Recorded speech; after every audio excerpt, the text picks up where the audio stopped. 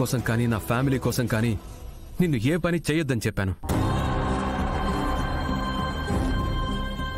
అసలు మా కోసం మా వెనక నిలబడదని కూడా చెప్పాను. కానీ నువ్వు ఒక్కరోజు కూడా నేను చెప్పిన మాట వినలేదు.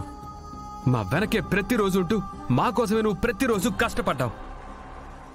మరి దీన్నేమంటారు లక్ష్మి? కృతజ్ఞత రుణమని మాత్రం చెప్పొద్దు.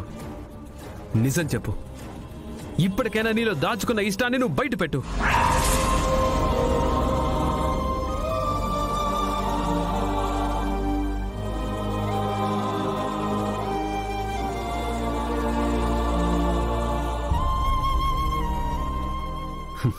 నువ్వు మాట్లాడవు. నువ్వేమీ మాట్లాడవు. నిజం కూడా చెప్పవు. ఎన్ని కష్టాలొచ్చినా ఇదిగో ఇలాగే ఓర్పుగా అన్ని కష్టాలని అదిగో ఆ కన్నీళ్లలోనే దాచేసి నువ్విలానే ఉంటావు. కానీ నా వల్ల కావటం లేదు. నీకున్న ఓపిక నాకైతే అసలు లేదు. ఇప్పటికే నాలో ఉన్న సహనం అంతా కూడా నశించిపోయింది. రోజు రోజుకి నాపై ఉన్న నమ్మకం కూడా తగ్గిపోతుంది. లోపలందరూ ఏమంటున్నారో విన్నావు కదా. వచ్చిన మంత్రసాని ఏమందో విన్నావు కదా. పిల్లలు పుడతారంట. ఇంట్లో అందరూ వారసుడి మీద చాలా ఆశగా ఉన్నారు. వాళ్ళందరికీ నేనేమని సమాధానం చెప్పాలి? చెప్పు లక్ష్మి, ఏమని సమాధానం చెప్పాలి?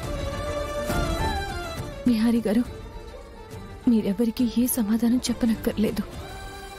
మీ భార్య సహస్రమ్మ. ఆమెతో మీరు సంతోషంగా ఉంటే మీ వాళ్ళ ఆశలన్నీ తీరుతాయి. నా భార్య సహస్ర కాదు, నా భార్య కనక మహాలక్ష్మి.